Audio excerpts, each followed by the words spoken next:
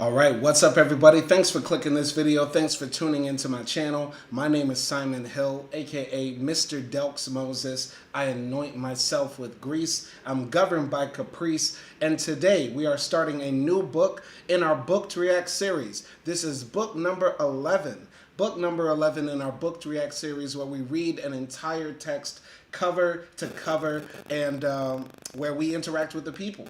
So we already have a comment here from one of our followers. He says, it's from YS8. He said, why do you leave X? Of course I left X because it's ran by a white supremacist named Elon Musk. And all we see on there are white supremacists who constantly talk bad about black people, donate money to white women who call children the N-word. So yeah, anybody else in the comment section, we will try to read them as well. So like I was saying, this is our 11th book in our Book to React series. Today is May 4th, 2025, about 5:30 p.m. where I'm at right now. And as you see on the screen, the book that we are reading for these next few weeks or days, who knows how long it will take, is by Marlon B. Ross, and it's titled Sissy Insurgencies, A Racial Anatomy of Unfit Manliness. Now, I have not heard about this book before, have not heard of the author, have no idea what lays in store for us as we go on this journey in this text. Looking at the cover, it's something that I would pick up because I would initially think that that's Little Richard on the cover, and it's an autobiography about him. So I would, I would like to know about Little Richard's life. But I'm very interested to see what this book has for us. This is a fan request. This is our first book that was requested by somebody in the audience. And this is something that I'm very proud to say. It shows that the Book React series is starting to gain momentum and steam. And this is from a follower of mine named DoorOfEl. DoorOfEl has been joining our live stream since, I believe, number 8 or 9, when we read White Women, Black Men, Illicit Sex in the 19th Century South.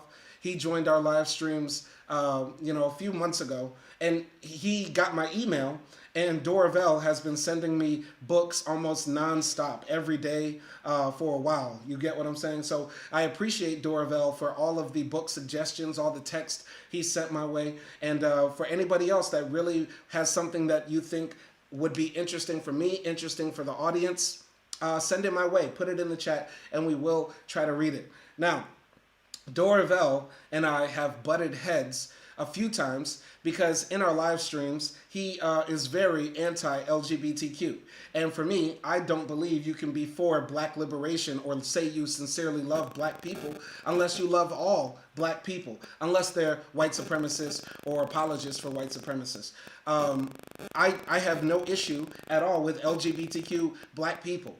DoorOfEl has made it clear through a couple of his comments that he believes that the LGBTQ community is not really, how can I say, in line with the idea of black liberation or promoting black thought, life, expression, philosophy, etc., etc. And so this is why I think he sent me this book, because I think it is a book that will probably bolster his claim against LGBTQ people really being for black liberation. And that is a point that I vehemently stand against. And there is almost no textbook, idea, thought, way of thinking you can present to me that would make me say that LGBTQ black people are the enemy. First and foremost, our enemy will always be these crackers. First and foremost, our enemy will always be these crackers. First and foremost, our enemy will always be these crackers, the white supremacists, the neo-Nazis, etc. Before I ever have smoke for a gay black man who likes to get hit from behind, or a lesbian black woman who likes to, scissor and lock up like crabs, I will talk all day about white supremacists. I will roast white supremacists all day and challenge them in their ideas and thought, because we are in an ideological war against white supremacy, not against LGBTQ black people. There is almost no thought, no book, no idea, no ideology that could convince me otherwise that we need to love all black people, period. Gay, black, straight, trans, etc. There is no thought. There is no way to change my mind about that. But that does not mean that I do not engage with the ideas. That does not mean I do not read the text. That does not mean I look at things from another perspective. and hopefully have myself challenged. Because that is the point of reading, that is the point of learning, that is the point of having your ideas put on the crucible. You get what I'm saying? So I don't know if this book will be that. I suspect it will be, but I'm looking forward to reading it. All right, YS8 says in the comment section, YS8 says, I think that the X application has greatly increased the rate of racism around the world. And I agree with you. I wholeheartedly agree with you. X has essentially become 4chan. And if you're a black person using X, I want you to know you're explicitly making an explicit white supremacist richer, more powerful, more prevalent. We need to not be buying Teslas, not use X. Now, somebody could extrapolate my comment and say that, you know, you're making a white supremacist richer if you shop at Walmart or Target, Trader Joe's, you know, buy a Ford, whatever, right? It's all true, okay? It's all true, but that is a person who's doing like Hail Hitler salutes on stage. That is the person in the ear of the white supremacists in the White House and passing policies that are detrimental to our people. And so explicitly, I'll say Elon Musk is the enemy number one, right now when it comes to the fight against white supremacy. Going to YS8, there is a problem with the sound. Let me know if y'all can hear me. Let me know if there are any issues with the sound. Y'all should be able to hear me now. I checked the levels in the spaceship before I hopped in. Everything should be good. Okay? Let me know if there are any issues whatsoever. I'm going to check my sound settings real quick before I go forward. Make sure I'm not on the Bluetooth or something.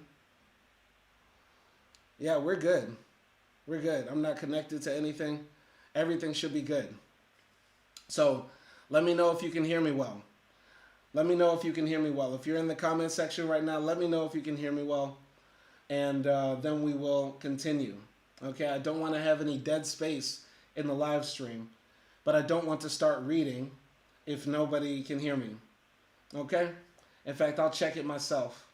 Hold on. Let me check it myself. All right, so it's good.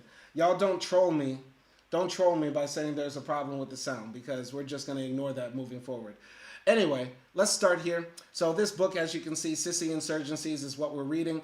You can pick it up on Amazon for the humble price of only $30 paperback, $37 hardcover. And before we read the book, it's always good to read a little bit about the author. So here's Marlon B. Ross right here. So Marlon B. Ross is a professor of English in the Carter G. Woodson Institute at the University of Virginia. He has earned a PhD from the University of Chicago in 1983, a master's from the University of Chicago in 1979, and a BA at Southwestern University in 1978. His academic studies focus on African American gender and sexuality studies and romanticism. All right, so shout out to Marlon B. Ross for his tireless work in academia. I'll always salute any black academic, even if I disagree with them, unless it's Thomas Sowell. Thomas Sowell is wickedly evil, right? But let's go here. Another thing for anybody that wants to know how to reach Marlon Ross, here's his information right here. He is a working professor right now at university, and he's really doing his thing. And he's written quite a lot of books. So look up the brother, pick up his books, support him, support black thinkers and intellectuals, and let's get into our content. So Sissy Insurgencies, zooming on ahead. This is a 457-page book. It came out in 2022, so it's fairly recent. Who is the book dedicated to? It's for Ian. I don't know if Ian is his son, brother, father, husband, who knows? Here are the contents of the book right here. We have the preamble, sissies everywhere, and then can the sissy be insurgent? This is the first chapter, and we're going to try to read the preamble and as much of the first chapter as we can. I'll only be on live, let's say, an hour and 15 minutes or so. Got some other stuff I need to do. So, preamble, sissies everywhere. Once we begin to look for them, we see sissies everywhere. Perhaps the liability of a study like this one, composed at a historical juncture when public talks about private gender and sexual propensities, is so seemingly frank and yet so titillating and sensationalized. It is that the subject, in this case, the sissified male, can become unintentionally objectified again. This inquiry is intended to disrupt the encrusted stereotypes of the sissified male, even as it necessarily engages with some familiar tropes that have stigmatized the sissy across the decades. Even in the midst of what appears to be social upheaval, if not societal progress, in regard to the acceptance of gender nonconforming individuals, the sissy remains stigmatized. The sissy remains the gremlin of the American national imaginary when it comes to the rights and rights of manliness, whether on the battlefield, in the sports arena, in the halls of political power, in the corporate bullpens of business competition, or in the bloodstained streets of revolutionary protest movements. Sissiness haunts every sphere of vaunted masculine empowerment as a cautionary figure of the failure to win, which is assumed to result from a failure of manly drive. American men are still quick to call another man a punk, a wuss, a pussy, a sissy if he loses, especially if he loses in good conscience from over scrupulousness in following the rules. So, very powerful paragraph right here. A part of me doesn't even feel comfortable saying the word sissy, but I will be saying it while I read this book. And for anybody who doesn't know what this word means, sissy is I would say a slur against effeminate black homosexual men, right? You could also say sissy is for homosexual men in general. But I remember hearing this word from my father, right? And imbibing some of the latent homophobia that comes from, growing up in the deep South with a father born in the 60s and stuff like that. So, of course, I heard the word sissy, punk, and the F word as well. You know what I mean? In not just from my father, but around the environment as well. And so what Marlon is putting up here is that, effeminate men have been seen as lesser than in all spheres of human activity, especially in America. Continuing here.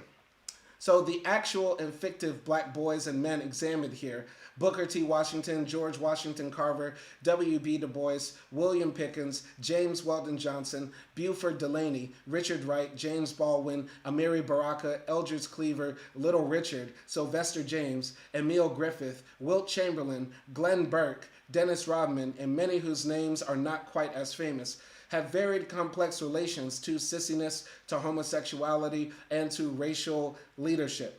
The historical engagement with the racial tenors of non-conforming gender conduct and character, whether through sissy flirtation or sissy avoidance or some dialectic between them, finds that sissiness both undergirds and circumscribes endeavors to advance or liberate under conditions entirely uncongenial to the notion of black masculine empowerment. By showing how others have responded to the perception of black men's gender negotiations, we can begin to decipher a cultural and discursive anatomy of the sissy figure across different institutional venues and across different eras of U.S. history. I certainly do not want to fix the sissy into an unchanging gender type. But at the same time, I want to suggest a persistent gender ideology that views the sissy as a danger to proper masculine conduct and character, even if the particular nature of that danger varies with the changing conditions of racial and gender entitlement. Going to Little Tree, he says, homosexuality is an African culture and we are of African descent, and Little Richard denounced homosexuality before he died. Okay, so I see that this book right here is going to bring out all the homophobes. I would like to know, what is African culture? Africa is the second largest continent on the planet. It is the most linguistically, culturally, racially diverse place on the planet. It is it's the place with the most history when it comes to humanity. I would argue that homosexuality is as natural to humanity as it is in other animals and stuff like that. So please give some evidence for this and don't just come out with slogans, right? And please expound more, Little Tree, on what you have to say. And just from reading these two paragraphs in this book, I don't think that this book is as anti-LGBTQ as I thought it would be, especially coming from my resident anti-queer subscriber, DoorOfEl. But continuing here. So the men studied here are exceptional only to the extent that many of them are well known as leaders within their vocations. The gender tides that they were pressured to navigate have been experienced, if not so publicly, by every black man, to one extent or another. In this sense, we can see our own gender resolutions and insecurities mirrored in their stories. In their lives, perhaps we can glimpse our own Sissy Insurgencies and thus better grapple with some insecurities that inhabit, condition, and characterize what it means to live as black boys and men in white male supremacist society. Too many individuals to name have been inspiring presences for delivering this work, most of whom are cited in the text or notes. But three in particular I have to name here for giving me a kick when I most needed it. Sharon Holland, Robert Reed Farr, Dag Maui Wubshet. A portion of Chapter 4 was previously published in African American Review 46, number 4. And a portion of Chapter 5 appeared in the 2017 special issue of Forecast, Forum for European Contributions in African American Studies, titled Blackness and Sexualities, edited by Michelle M. Wright and Ant J. Schumann. In addition to these journals, I want to thank those institutions where portions of this book first had a hearing, including Cornell University, especially Dag Maui Wubshet, Swarthmore College, especially Anthony Fry, the University of Oklahoma, especially James Ziegler, Brown University, especially Rollin Murray, and University of Virginia. All right, going to the comments. Lil Tree says, it's simple. Look at current laws on LGBTQ in Africa and the Caribbean and Oceania Islands, people of African descent compared to Europe and America's people of European descent. Okay, well, let's talk about the laws. In Kenya, the law is that the judge has to wear a blonde powdered wig. In certain African nations, the official state religion is westernized Christianity. In certain places in Africa, the official language is a European language, like French, English, or Portuguese. If that is your basis of forming your argument that LGBTQ-ness, identity, gayness, lesbianness, is not indigenous to Africa based on the laws, how many westernized laws are in the books of African nations? So I think anybody with a cursory understanding of colonialism knows that the Europeans came and they were the first to institute anti-homosexuality laws when they came to Africa. The Africans before then, in many different societies, I can't speak for all, but by and large probably did not have laws prohibiting the practicing of homosexual acts. It was the white Christian missionaries and the white colonizers who came and said any gay person here will do time in jail or be put to death. And unfortunately, because of the after effects of colonialization, many of the Africans have continued to act in the ways the white man did hundreds of years ago, unfortunately. But please don't use such flimsy arguments coming in here. All right, continuing on in the text.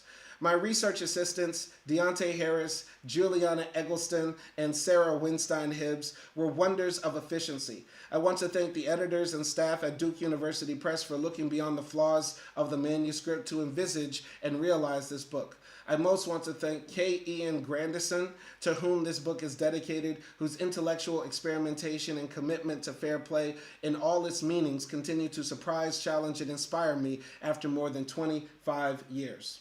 All right, so that's that for the introduction. We're going now to Chapter 1.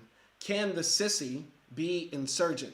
Meaning, I interpret this, can an effeminate black man be revolutionary? This is how I interpret this. Going here. So, the Negro child learns to annihilate himself, to grow limp before Mr. Charlie and Miss Ann. The middle-class Negro child is trained to be a sissy.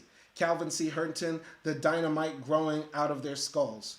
No one dares call us sexual N-words, at least not to our faces. But the epithet can be devastating or entertaining.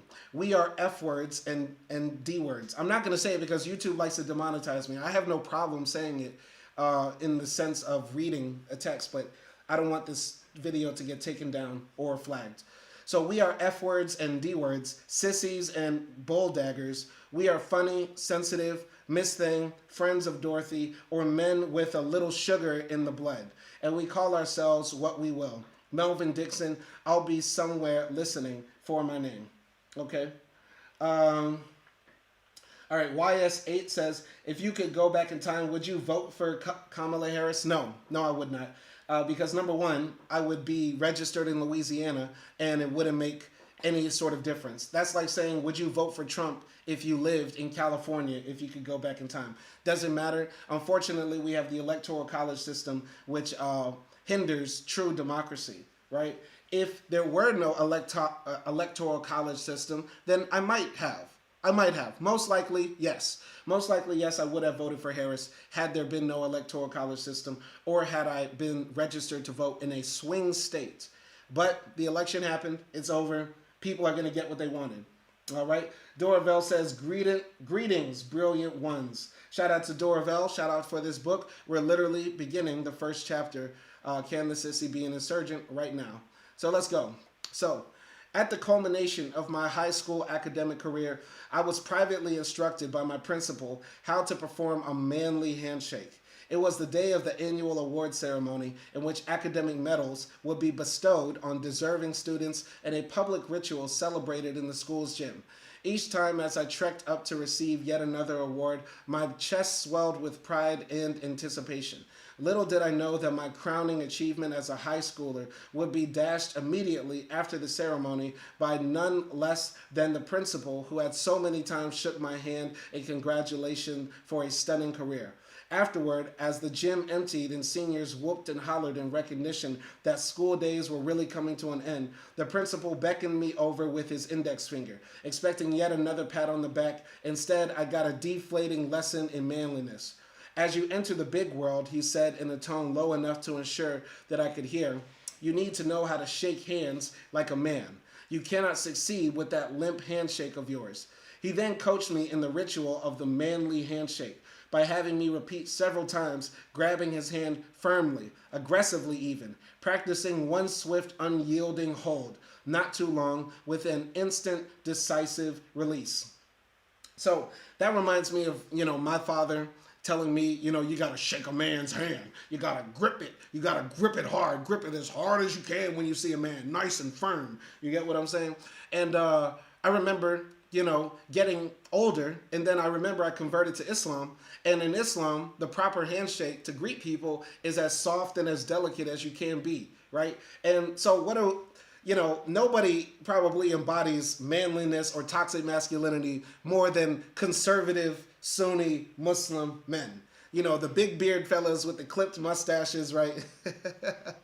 Those guys are the first ones to say, I deserve to have 4 wives.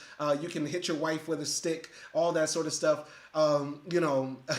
Gender norms and all that stuff need to be traditional. Nobody is more patriarchal and conservative than Sunni Muslim men. But the traditional way is for Muslim men to greet each other with a nice, delicate handshake. You get what I'm saying? So it's very interesting, once again, how we think about manliness is a lot, it's dependent a lot upon our culture, our society, and who taught us, who raised us. All right, so Lil Tree says, that's my point. Europeans had laws against homosexuality because it was a small part of their culture. Ancient Greek being most famous example, but Africans had almost no concept of it. That's ridiculous logic. That's ridiculous logic. Yes, homosexuality. This is the thing. Let's be frank. We don't know much about pre-colonial Africa, right? Because a lot of it was not written down. Even the Egyptians, only a few had the ability to read and write hieroglyphs. Much of human history, which most of human history takes place in Africa, was a history of illiteracy. So we don't know really how prevalent homosexuality was practiced throughout Africa, the big-ass continent that it is. We know that homosexuality was heavily prevalent in Greek and Roman times because they wrote that shit down. And unfortunately, that, stuff still passed down through generations, and we're living under, white European, Western civilization domination right now. To say that the Europeans had laws against it, therefore, that proves you right. That doesn't prove anything right. That just proves that they had a sick, twisted way of viewing sexuality. They viewed intercourse before you were married as a major sin that could get you punished, right? So why are we number one, I'm not understanding the obsession with policing other people's sexuality. That's what I'm not getting. Our DoorOfEl says that is a misnomer. Arab society is seriously homosexual. I have a book that details it. DoorOfEl, you probably sent me this book because you saw the word sissy on it and you thought that this book was just going to bash homosexuals. But really, this guy is probably gay. I'm probably getting the opinion. I'm probably getting the suggestion, the hint that Marlon, the writer of this book, Marlon B. Jones, right? Marlon B. Ross, might be a gay black man. He dedicated the book to a man named Ian. He's over here talking about his limp wrist when he was in high school. DoorOfEl, I think you made a mistake, buddy. This is the thing. This is the thing about a lot of homophobes. A lot of homophobes don't even know what they really dislike.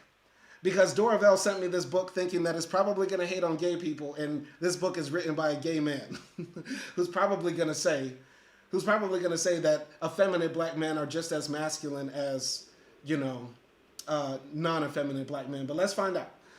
So in an environment where my proud black classmates were certain that my rightful place as valedictorian would never be recognized for one of our own kind, and where my own father had taken me aside to advise, based on previous experience with my elder siblings, against expecting what I deserved from that school, I could not avoid the suspicion that his coaching had the tincture of racial animus. Whatever his motivation, my reaction was certain as my chest deflated in unmanly embarrassment, and I felt myself shrinking away from him with my proverbial tail between my legs.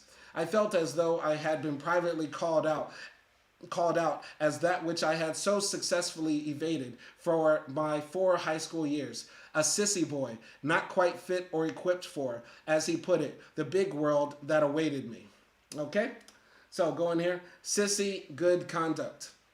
Because I liked reading, writing, and doing creative things, they felt I should be around boys doing boy things. Even though I hung out with the guys in my neighborhood and was actively involved in sports, they still thought it wasn't normal that I sat in my room reading and fantasizing. Terrence Dean, hiding in hip-hop. Despite having a body exhibiting some noticeable gender dissonance, at least as I perceived myself, I was popular with both teachers and classmates. I was, in fact, a specimen of another telltale sissy formation, what Andrew Tobias, writing under the pen name John Reed, aptly labels the best little boy in the world, a malady I learned about only years later when I encountered Tobias's novel of that title, which had been published 2 years before my high school graduation. I was like the protagonist of Tobias's novel, too good to be a normal boy, never in any sort of trouble, got perfect grades, participated dutifully in extracurricular activities, and played football with the avidity that only a South Texas boy can know. Was it my eager participation in school athletics that had shielded me from my own incipient sissiness and made me popular despite my limp handshake? And this despite the fact that I was also an avid reader, one who especially adored the poetry of lady authors like Emily Dickinson and Edna St. Vincent Millay, and who devoured Laura Ingalls Wilder's Little House novels as a middle schooler. Perhaps I instinctively sensed, as Charles I. Nero has so wittingly observed, that reading can make you queer. Thus, I was sure to arm myself with physical prowess on the field to put my classmates off the scent of my adoration for books, poetry, and chummy chats with girls I worked with on yearbook, student council, honor society, and other goody two-shoes organizations that consumed far too many of my waking hours. When not at some after-hour school event, I could be found invariably at home, still tugging at my mother's skirt, so to speak, and generally being an attentive son to her, if not to my father, alas. My principal intensified any doubt that I had pretty effectively kept subliminal. Having hoped that my feeling of masculine inadequacy was only a matter of my psychological makeup or emotional temperament, both of which could be sublimated, I was alarmed by my principal schooling me in the manly handshake, by the prospect that it was instead written in or on my body as a physical condition that could not be fully masked, or even worse, closeted within my psychology in a way that could not be accessed, much less changed. Okay, so what I'm reading here is that this guy, Marlon B. Jones, as he's giving this brief biography of himself, or his own self-perception, felt effeminate because he liked to read. He also liked sports, but he was into poetry. He liked being around his mother. He liked hanging around with the girls at school that were part of student council and stuff like that. So he felt like he wasn't displaying enough manly qualities. And the people around him were trying to, make him diminish him for that, hurt him for that. The principal saying, hey, you need to come here and I need to teach you how to be a man. That affected him because, it's giving the hint that he might be homosexual, which is fine for me. I don't know if it's fine for DoorOfEl and Little Tree, but it seems like he's just an all-around good kid who exhibited qualities that might be considered effeminate. Anyway, DoorOfEl says, reading can make you queer. Wow, that is some serious inferiorization. Exactly true. But that's not what he said. He's just quoting somebody else, right? Basically, that if people see you reading, if you are very bookish, if you are presenting as masculine, but are doing things that are considered too intellectual in a non-masculinized way, then that can make you be perceived as queer, is how I'm reading that. Little Tree says in the comments, you're just lying to yourself if you are saying African culture is LGBTQ or queer friendly, the same way you would be lying if you said the Netherlands isn't LGBTQ friendly. Different cultures and values. Little Tree, I am not disputing that current African culture. By the way, Africa is a big place, and South Africa has legal gay marriage, and South Africa is a majority black population. That would not have happened if just because of the small amount of white people that live there. When black people have full political power, they might not have economic power, but choosing to give black people or all people that are citizens of South Africa the right to have gay marriages had to be a political choice that black people made. But I'm going to say this, Little Tree. I am not disputing the fact that Africa, by and large, is mostly anti-LGBTQ. The same way I would not dispute that the Netherlands is LGBTQ friendly. But I am saying that a lot of the anti-LGBTQ sentiment that exists in Africa is imported in there from white colonialism. From the time when the British came with their Bible and the French came with their Catholicism and told the African that ways of being that had existed for millennia were no longer going to happen. All right? So DoorOfEl says he internalized the idea that reading can make you queer. He didn't, because obviously he wrote a fucking book. DoorOfEl, he couldn't have internalized it because he ended up becoming a professor. He got his PhD, so he could not have said, oh, reading makes you queer. If that was the case, he would have put the book down and picked up the football and never read or wrote anything again. But obviously he didn't. This book right here that we're reading, DoorOfEl, is, I find it funny that the most homophobic person in my live stream sent me the gayest book of all time.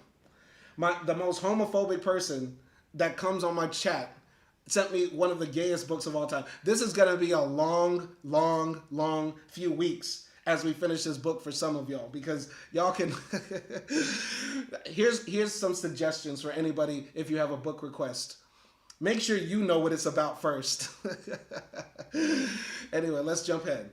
So, as can be found in the testimony of so many other sissy boys, I knew from my vaguest, earliest memories that my person did not comport with the gender expectations on which everyone seemed to agree, and this long before the usual physical awkwardness of puberty, whose arrival only intensified my somatic dissonance. All right? DoorOfEl says he internalized it into maladaptive behavior. How is this man maladaptive if he became a professor at a distinguished university in America? How did he get maladaptive behavior if he ended up becoming more successful than all of us here?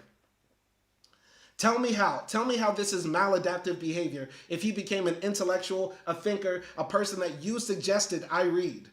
How did he get maladaptive behavior? Because other people said that he was queer or effeminate for liking to read books. I don't understand. Anyway, continuing here. Although this self-narrative may in some ways coincide with those of transgender persons, there are also salient distinctions. Most notably, no sense of being misgendered in relation to my anatomical sex. I did boy things as a kid, and I love being a boy, getting dirty, climbing trees, playing cowboys and Indians. I had, though, a nagging haunting of discordancy, whether physiological, physical, emotional, or psychic, I could not say, which could expose itself at any unexpected time. My inattentiveness and downright clumsiness around my father, a strict and distant disciplinarian, were as pronounced to him as to me. One day, when I was around 12, he stopped his manual drive old pickup on a dirt road and told me to get behind the wheel and drive. I was flummoxed. When my younger brother, who seemed naturally expert in all things boyish, took my place behind the wheel, shifted the gears into motion, and maneuvered the old truck like a pro, my father chastised me, saying I needed to model myself on my little brother rather than constantly staring out the window daydreaming. As usual, I tamped down my rage at my dad's unfairness and sought solace in a quiet, defiant sullenness that even he could not penetrate. My father had hit home in calling out my propensity for daydreaming, my constant fabrication of a secret life wholly diverging from that circumscribed by my South Texas small town existence. How could he know that daydreaming was a sure symptom of a sissy sensorium, whose undertow, I thought, or prayed, was well beneath the surface of my external life? So going to DoorOfEl, he says, this is why I suggested to read How Racism Has Changed the Human Brain, Neuroplasticity, and the Chronic Stress of Everyday Racism in Contemporary America, or Trapped in Rainbows by Joseph R. Gibson, first to lay a proper foundation. Okay, DoorOfEl, you sent me a bunch of books, and I grabbed the one that I thought had the most provocative and interesting title and different from the other books that we had read. You can't then say, oh, no, you're reading them out of order if you sent me a book from a sissified black man. You have to take, DoorOfEl, you have to take responsibility. The first part of being a man. Here I am, the LGBTQ ally, and I'm going to teach all of you how to be real men. The first part of being a man is taking responsibility. The first part of being a man is taking responsibility. And DoorOfEl, you got to take responsibility for sending me this book by this sissy-ass black man. Okay? You take responsibility, boy. You take responsibility for what you did. And you will sit here and take it as we read all 400 pages of this shit. Okay? We're going to take You're going to take it. All right? After the truck driving fiasco, I nurtured furtive daydreams, plotting clever scenarios of linguistic assaults on my father, and in an inner life that I knew he was incompetent to control. One of the speculations I like to make here, advancing the work of Nero, is that reading, and especially as compulsive or sophisticated literacy, plays a large role in raising the consciousness of a sissy propensity, if not in the actual making of a sissy. Whereas Nero emphasizes the popular idea that a boy too enraptured by reading will turn queer sexually, I want to consider how reading becomes a safe harbor for the incipient sissy boy, whether or not as a sign of incipient homosexuality. Reading, we might speculate, provides a harbor in which the sissy boy can, on one hand, luxuriate silently in his predisposition for sensitive and fantastical daydreaming, while on the other hand, finding himself intimated in storied representation of boys like himself, deemed overly sensitive and thus gender dissonant. In his groundbreaking essay, Cynic, Roderick Ferguson makes a similar point about the relations among fantasy, escape, and sissiness, but his fantasy involves a gender and racial cross-identification with the Amazonian powers of the female superhero Wonder Woman. It was Wonder Woman that made me want to be a reader. I was determined to discover the history of the Amazons, so I had Mama take me to the regional library, and together we got a library card. Soon thereafter, I would walk to the library and check out this large hardcover book about Greek mythology. I didn't rest until I had consumed the whole book, learning of ancient mysteries and godlike failures. It was my fascination with books and the things they held inside that marked me as different from other boys. Soon my brothers and the other boys in my neighborhood noticed that I was spending more time reading indoors than playing baseball and football outside. My reputation as a sissy became a knot that could not be untied, and I was banished from the world of boys. All right? So DoorOfEl says, I sent you those suggestions first. I sent you that one later. Doesn't matter. Take responsibility. Be a man. Be a man. Be a man and take responsibility. You sent me this book. We're reading this book, and you're going to like it. All right? Anyway, continuing here. I find it interesting. I never looked at reading as being unmasculine for me. As a kid, I really liked to read, and I read a lot of comic books. I read some fiction, a lot of like history books, theory, stuff like that. I wasn't, now looking back, I'm glad I read, but I'm not as heavy as a reader as I thought I was. You know what I mean? Because I've met people in my life who have had bookshelves on both sides of the walls, and they've read every single book because they can pull out any single book blindfolded and tell you what it's about, right? So I've met people like that in my life who are really serious readers. You get what I'm saying? And the girls, and by the way, women who are serious readers are the finest women on the planet. If you get a woman who really likes to read and reads a lot, you are getting a prime woman, and you should not let that woman go. I'm giving y'all advice as a man, not as a sissy here. You get what I'm saying? But I never looked at reading as unmasculine. And in fact, I thought reading was a very masculine thing to do because the books I was reading, like Malcolm X's autobiography, those are hyper-masculine books. You get what I'm saying? Read parts of Roots, hyper-masculine books. Parts of Frederick Douglass's autobiography, hyper-masculine books. So everything, related to reading for me always came across as not as effeminate, right? I could understand maybe somebody looking at you weird if you're reading like Emily Dickinson, as a black man. You get what I'm saying? But I've always looked at reading as a way to reaffirm my blackness, understand my blackness, and come to terms with masculinity as well. All right, DoorOfEl says, I am of the same opinion as Dr. Welsing, Dr. Curry, Mr. Fuller, and Dr. Wilson, and many others that have identified homosexuality as a catalyst to homosexuality. What? Okay, so being gay makes you... I don't understand. Homosexuality as a catalyst to homosexuality, meaning somebody has to molest a child for that child to become homosexual? Is that what you're trying to imply? Okay, if you really wanted to make that point, DoorOfEl, you should have sent me a book that was filled up with all that hateful rhetoric. Instead, we're getting a book from a full-on sissy that you will hear. You will listen to this. You're going to get this work. Anyway, in reading, the sissy boy, Rod, can experience a heightened racial and gender fluidity, not as easily allowed in everyday social interactions under the gender and racial structures of Jim Crow. At the same time, in Ferguson's account, reading becomes at once a refuge to experiment with his non-conforming gender conduct and also a hindrance to normal boyishness. As I developed skills as a reader, my abilities to catch an oncoming ball plummeted miserably, he writes. Although this fear of the oncoming ball is a characteristic anecdote signaling a sissy propensity, the causal relations among reading, boyish sports, and sissiness remain puzzling. Does the focus of reading dictate a sissy incompetence at sports as a circumstantial result, or was there already something about the physicality or temperament of the boy that lured him into reading as a refuge from sports? Interesting.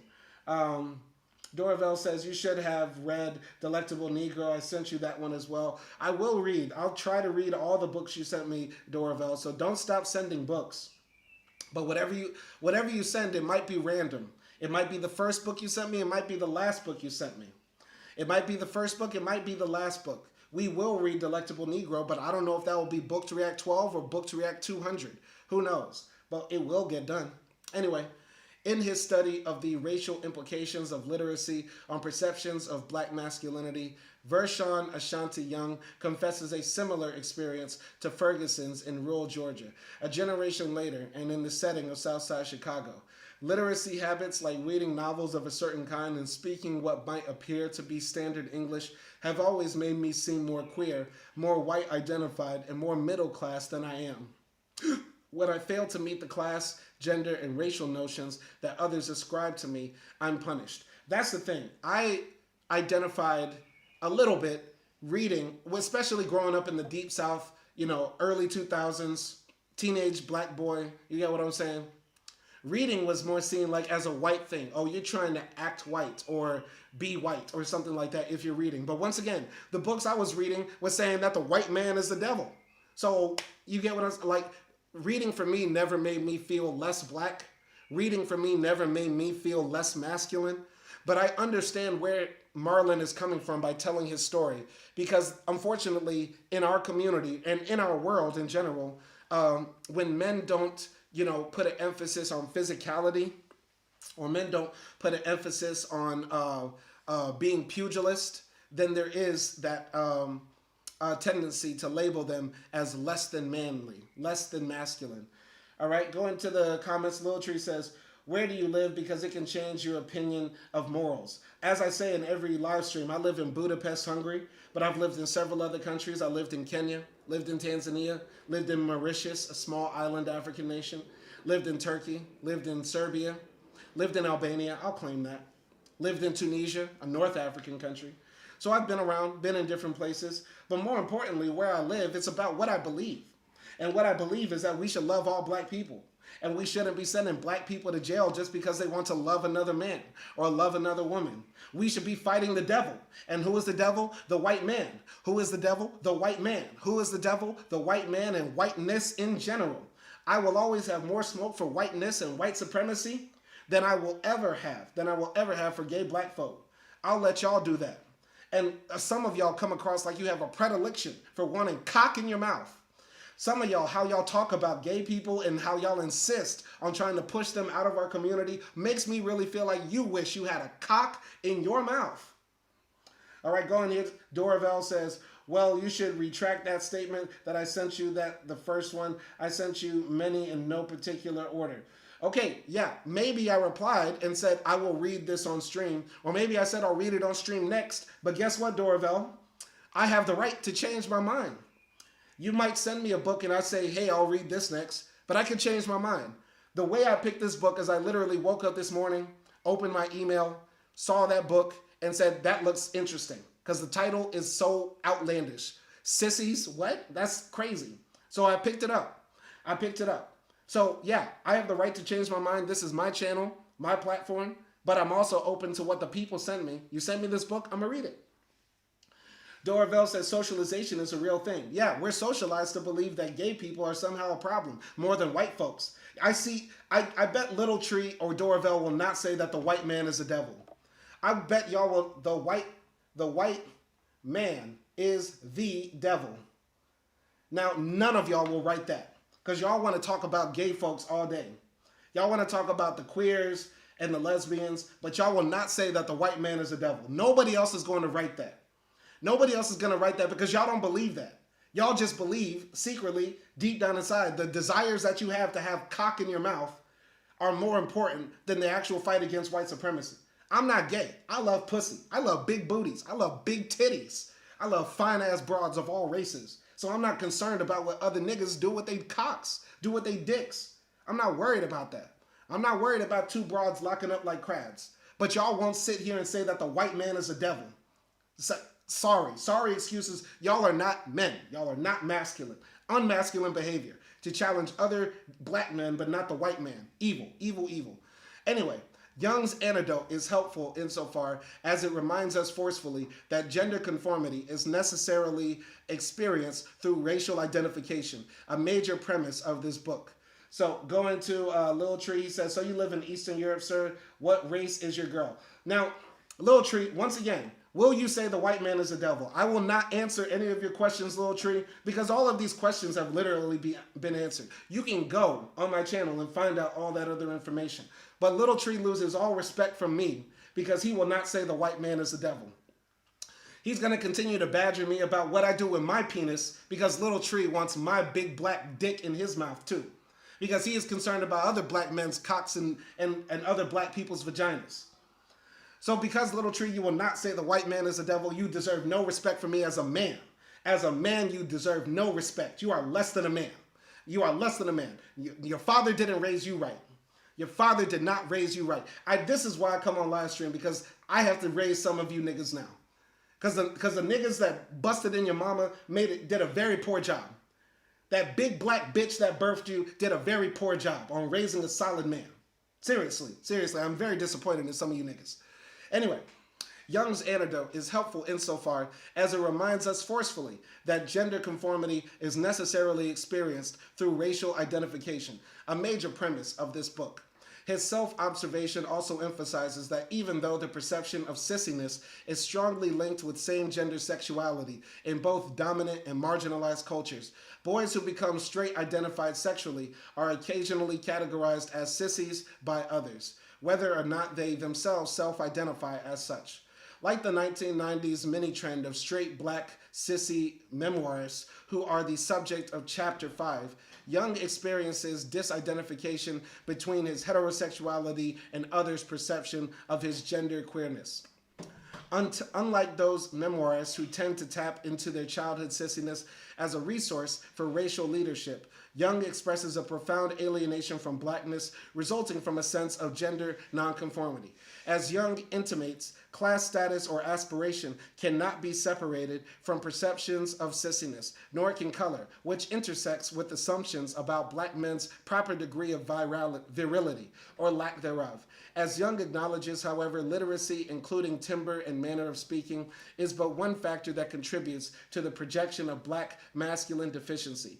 Because literacy and speech habits are clearly acquired skills, a deep question arises as to what motivates some boys toward an intense desire for literacy, while others seem to have an aversion to it, and what other factors shape the perception of a sissy sensorium along with its self-alienating effect. I mean, I think the reason some people just don't like to read, and that's kind of okay. You know, everybody has their own habits or likes and dislikes, right? There are some people that really don't like movies, really don't like TV shows. Like for me, I don't watch a lot of TV shows, partially because I don't have the time and also because I don't find a lot of them engaging. And yeah, there's people that like different things. Some people like to skateboard, some people like mountain bikes, right? But I think also socialization, as DoorOfEl brought up, is part of the reason why some people maybe don't like to read. And also changing gender dynamics make reading seem less masculine, right? In the past, it was only men that could go to college, write books, read, and stuff like that, right? At least in the Western world. So yeah, reading used to be considered very masculine, right? Because only the men could read. But now, with changing gender dynamics and norms and access to higher education for women, now reading is not considered as masculine a profession. All right? Lil Tree says, yeah, I got him. Knew he had that snow bunny. No wonder he on that European gay culture shit. Number one, Lil Tree, you didn't get anybody. You're on this channel. You're over here supporting me. And I thank you for your comments to help this keep engaging, to keep the engagement up on this. Knew that he had that snow bunny. My wife is not a snow bunny. She is a Turk bunny. There is a difference. There is a difference. There actually is no difference. Most Turks are white passing, white adjacent, if not racialized as white. So I'm actually joking there. But am I on that European gay culture shit? No, because I've never fantasized about cocks in my mouth. I've never put a lot of effort into bashing and demonizing gay people. But Lil Tree, I'm asking you, once again, is the white man the devil? I will ask this one more time to the class. I will ask this one more time. DoorOfEl and Lil Tree, is the white man the devil? White man the devil? Yes or no? If not, get the fuck off my channel. I might block you. I might block you if you are not here considering the white man to be the devil. Because anything else you have to say just shows a lack of commitment, a lack of real commitment, a lack of real ideological and social commitment towards the idea of actually understanding the white man being the devil. Because y'all are not listening. Y'all are not listening. Seriously. Continuing here. Like Young, I intuited from early on that certain kinds of physical bearing could mark one as a sissy. Whether too much bodily grace in walking or dancing, or too little bodily coordination in running or catching a ball. Similarly, emotional temperament seems to expose a boy to sissy suspicion either when he is too gesturally expressive, or when he does not respond with appropriate excitement to boyish pursuits and achievements. How does one figure out that balancing act? How to avoid being too emotional about inappropriate objects, or how appropriately to express coolly restrained emotion for deserving objects? Although childhood bookishness tends to be read as a marker of sissiness, it must be emphasized that not all boy readers are sissies, and not all sissies are unusually bookish. Nonetheless, there are some relatively fixed coordinates that create a strong suspicion of sissyhood. As we shall see in Chapter 6, and as mentioned in Ferguson's essay, the sissy in U.S. culture figures pretty definitively as the antithesis of sportsmanship. Perhaps this hinges on the conventional correlation of the domesticated indoors with femininity versus the wild outdoors with masculinity. Boyhood readers become stigmatized as gender nonconforming, especially if they seem not to be able to negotiate the line separating the girlish indoors from the boyish outdoors, for which contact sports serve as an emblem. Perhaps what is at stake in the connection between reading and sissiness is the way in which reading helps to produce a too good boy, one who is not prone to get into trouble, both because his play is curtailed by the domestic space of the house and because his reading itself can proffer imaginary adventures without the real-life risk of outside dangers. Since courting dangers helps to define conventional boyishness, reading inadvertently amplifies the sissy boy's gender deviance. Interesting, right here. It's hard for me to relate to what he has to say. Hard for me to relate. All right. Going here, Kamal gave me the pound. Shout out to Kamal out there as well. Thanks for joining the live stream. DoorOfEl says, yes, the white man is the devil. Ain't that the truth? Little Tree says, you saying the white man is the devil while living in the whitest region on earth is like a white dude saying the black man is the devil living in sub-Saharan Africa. Little Tree is a white man. He just exposed himself as a white man. Little Tree is not black. Little Tree has been exposed for not being black. Be black. Number one, let's go to Little Tree's channel. Little Tree's channel has a caricature of blackness that a lot of white people use to blackfish online. This is not a black person. Because instantly when you try to say, oh, if a white person were in Africa, that automatically shows this is not a black person. We cannot take Little Tree seriously. We will not take Little Tree seriously, so therefore we will just greet Little Tree with okay. We'll read his comments, and he's welcome to comment, but his comments cannot be taken seriously. Number one, everybody knows why I'm out here in Budapest. DoorOfEl says Little Tree is real. He is a real white man. Yes, he is. Little Tree is a real white man. I want this to be known. Little Tree is a real cracker. He is a whole cracker. He is a whole cracker. He is the devil. Little Tree has exposed himself as being the devil. He's exposed himself as being a white devil. He's exposed himself as being a white devil. That's ridiculous. And I will not believe, I will never believe a black person would say something as idiotic as that. So that has to be a cracker. He's a whole cracker-ass cracker. All right? Continuing here. One of my concerns here is the need to bring conduct back into the conversation where social constructs of gender orientation are concerned.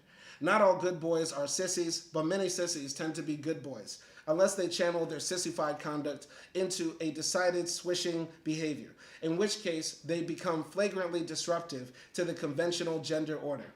Conduct focuses on the ways in which we as subjects form a sense of individual character through habitual behavior in relation to larger social, political, legal, and moral codes. Certainly, performance is an element of conduct, but I find that by emphasizing character and conduct, we get at different dimensions of the ways in which gender is overly assumed to be intrinsic to the self. Perhaps wrongly, conduct tends to be seen as the manifestation of a coherent self, rather than a series of repeated performances half-consciously acted out for a judging public.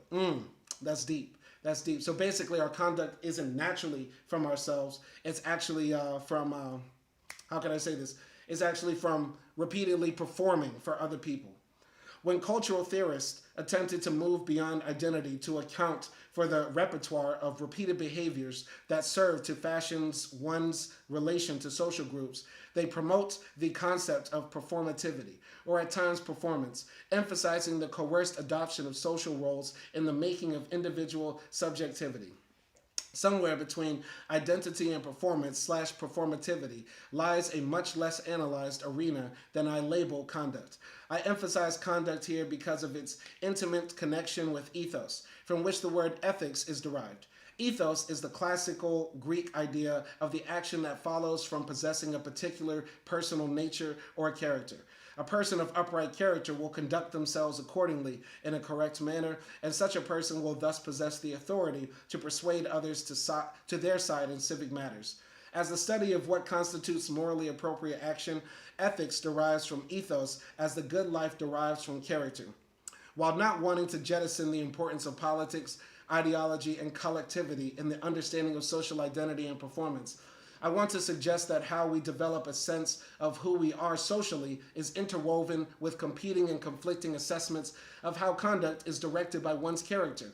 The idea that something is wrong with a person who does not conform to gender expectations stems from moral and often moralistic assumptions articulated by social injunctions at home, school, house of worship, and other civil institutions, as well as codified in laws, policies, and bureaucratic rules. I hope DoorOfEl and Lil Tree read that. I know they're too busy typing, but the guy essentially says here, and I like this brother, man. DoorOfEl, shout out to you, man. Shout out DoorOfEl. Shout out DoorOfEl. In fact, I'm going to send some kissy emojis to DoorOfEl. DoorOfEl, I'm going to send you some kissy emojis right now because you sent me this book by a man that just basically nuked everybody's arguments here about homosexuality in one sentence.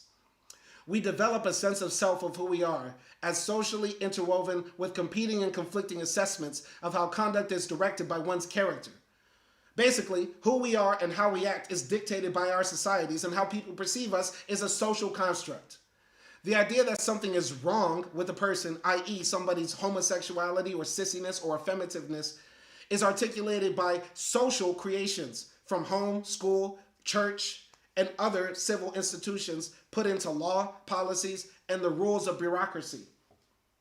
Shout out DoorOfEl, man. Kisses to you, DoorOfEl.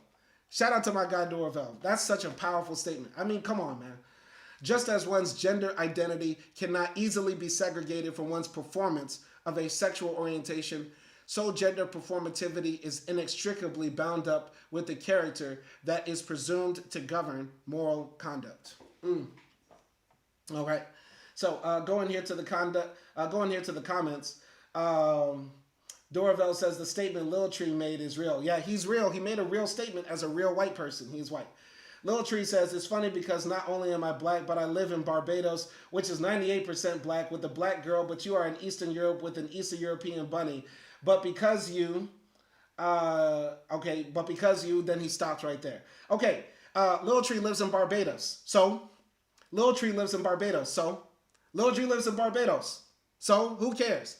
How are we dictating people's blackness by how close to the third world you are? Lil Tree lives in a murderous, third world, dilapidated nation whose only claim to fame is white tourists coming there to fuck on black women and get BBC for their wives and Rihanna. That is all Barbados is known for. Barbados is a shithole country. Barbados is a shithole country. Barbados is a whole shithole. In the Caribbean, we have beautiful nations like Jamaica. We have beautiful nations like the Dominican Republic. We have beautiful nations like Cuba, Cuba Libre. Nobody gives a fuck about Barbados other than Rihanna's big ass forehead. Who gives a fuck about Barbados? And who gives a fuck about that black bitch you lay up with? I don't understand why you people think trolling in here is somehow gonna make you better. Lil Tree, I doubt you are actually from Barbados. I doubt you actually have a black woman. And I doubt everything that you have to say. Because you are a white devil. You are a white man. You are a whole white man, Lil Tree. And fuck Barbados. Fuck Barbados as a staff, record label, and as a motherfucking crew. And if you down with Barbados and Lil Tree, fuck you too. Fuck Barbados. This is what we saying now. Fuck Barbados. Fuck the whole country of Barbados. Nobody gives a fuck about Barbados. Nigga, fuck Barbados. We turn it up in this bitch. All right. DoorOfEl says, I don't want this to devolve. I'm here to enlighten and to uplift and to share and help grow. I'm not here to sling gossip or bad talking. DoorOfEl, yes you are. You instigating this bitch. You instigating this whole thing. No one gives a fuck about Barbados. Who gives a fuck about Barbados? Alky and saltfish eating, greasy, nasty, tourism driven motherfucker. Fuck Barbados as a staff, record label, and as a motherfucking crew. All right? All right. DoorOfEl says, I'm devolving. I'll devolve because DoorOfEl, Lil Trees has started talking about my big black dick. Should I whip it out for y'all, man? Should I whip it out? Because Lil Tree, you must want to see my big black cock. You must want to see my cock, man. Because you stay on my dick. You stay on my dick. DoorOfEl, you know you instigated this thing. You instigated this thing. You started this by having me read a book about gayness and sissiness, thinking it was going to be homophobic, and now the homophobes came out, and now they're up against the big dog. Okay? Shout out DoorOfEl. Shout out Lil Tree as well. All right, and number one, before I continue reading, fuck Barbados. All right. Although I want to theorize gender conduct as flowing from assumptions about moral character, I do not want to suggest that conduct is a stable perception of self in relation to other.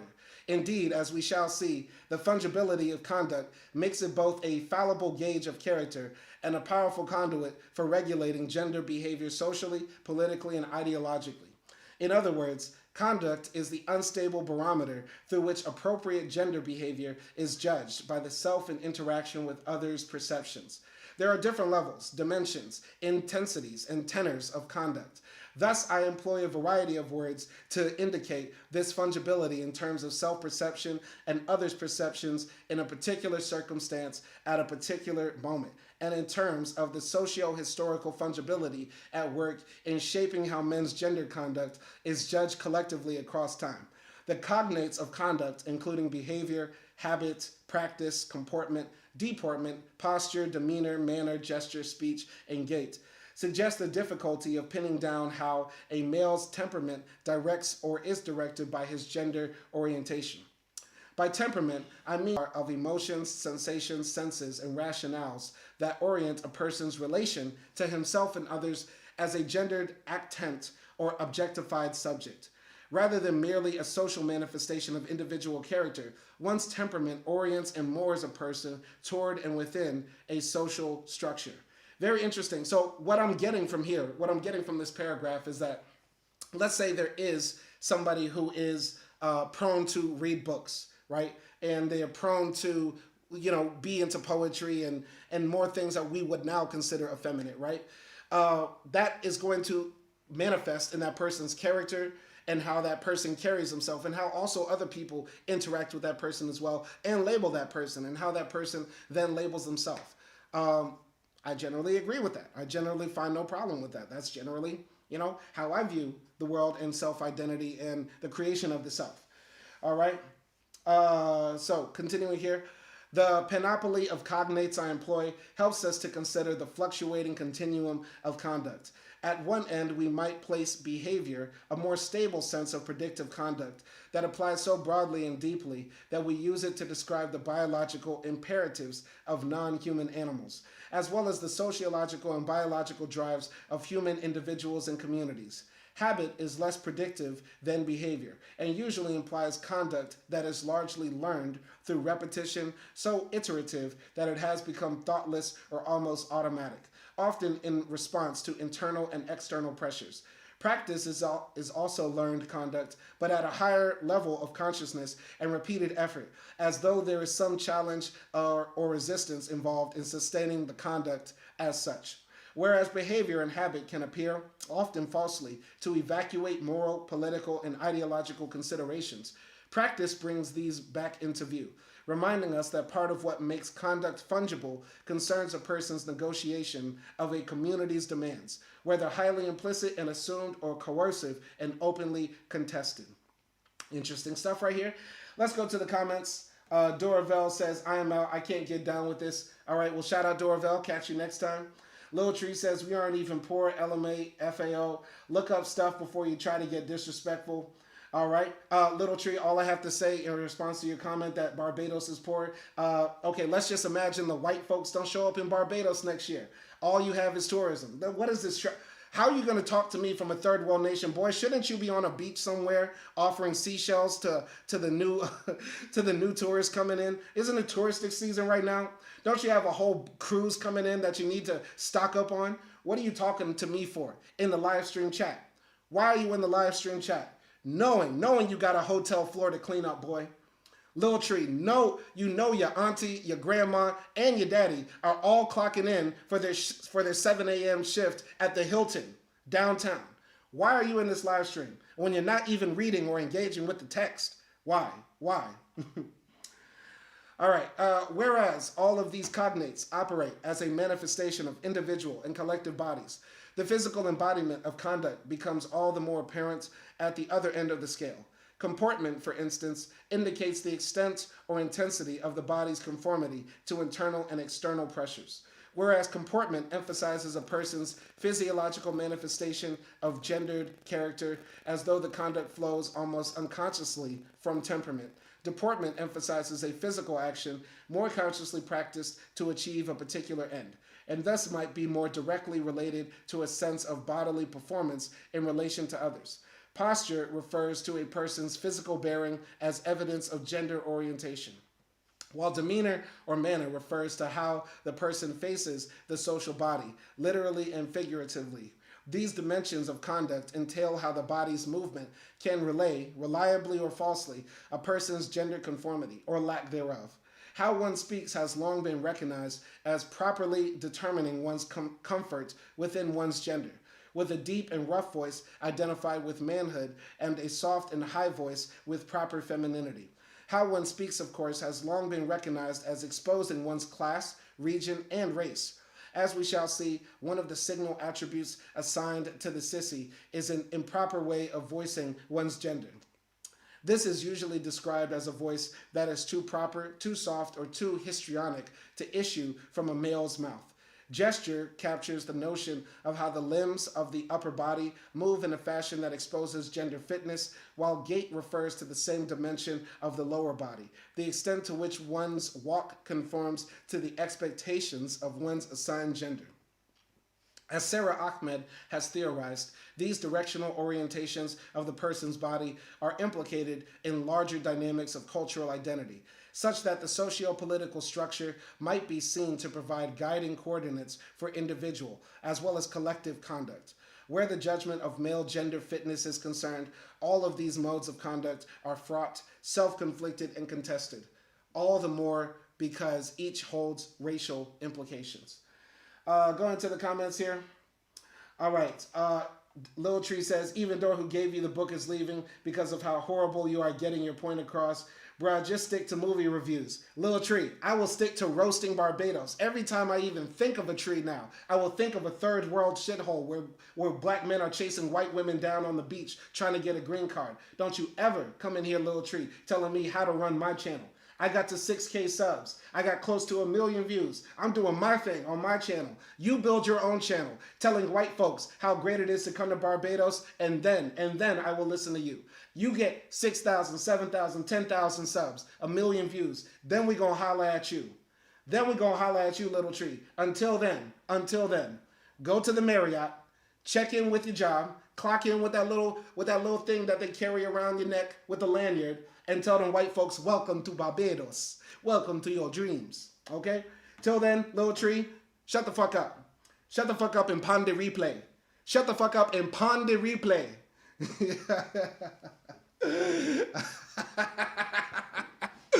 I'm tripping, man. I'm tripping. I'm going. Let's go. Anyway, this theory of conduct will be further elaborated in each chapter. In chapter 2, for instance, we'll consider Booker T. Washington's school marmish gospel of the toothbrush as a mode of negotiating acceptable racial leadership by developing over time a reliable gender practice that signals a non-intimidating type of black manliness to white supremacists. The white men with whom Washington negotiates may take his conduct as behavior. That is, as conduct that is in biological accordance with the unmanly subservience natural to his race's temperament.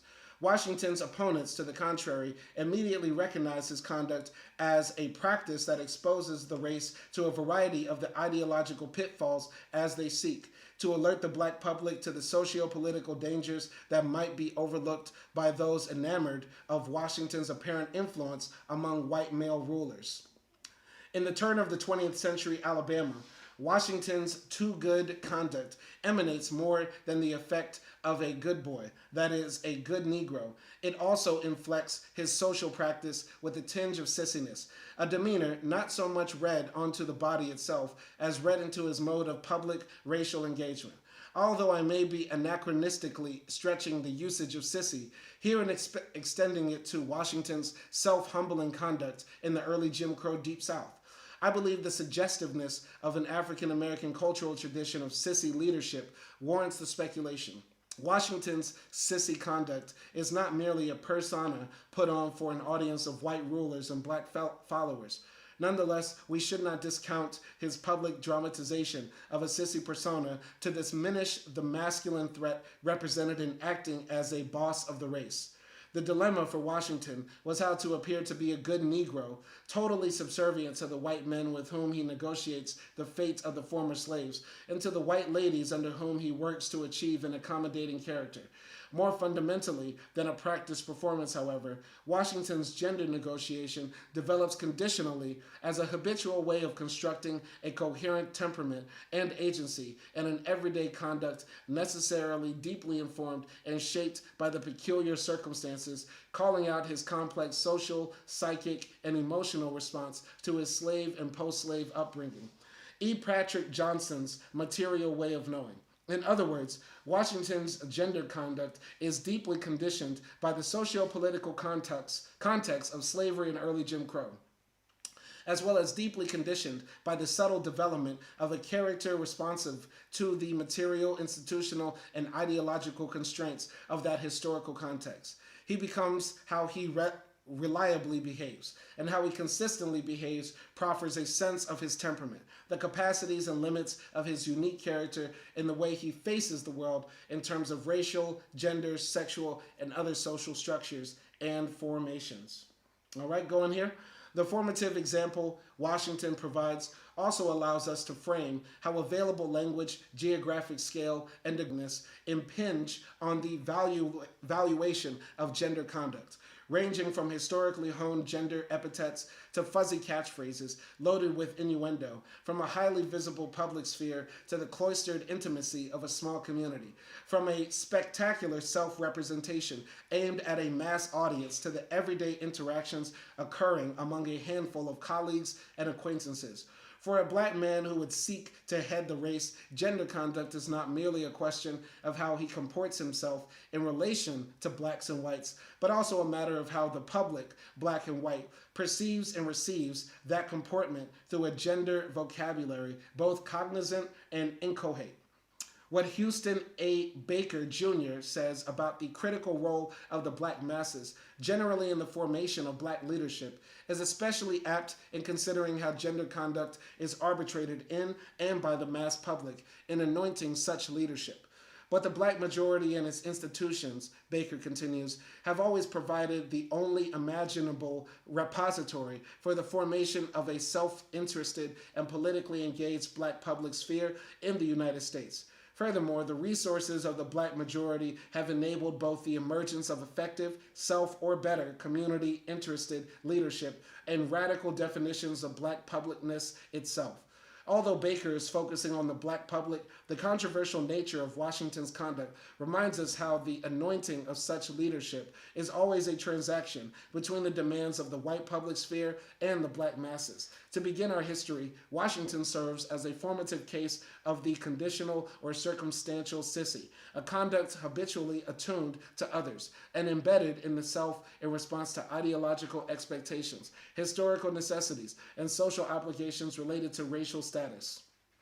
By political necessity, Washington must broadcast his gender conduct across the national public sphere as proof of worthiness to head the race. And he does so not only through his public speeches, most famously the 1895 Atlanta Exposition Address, but also through his very popular books. most famously his 1901 autobiography, Up from Slavery.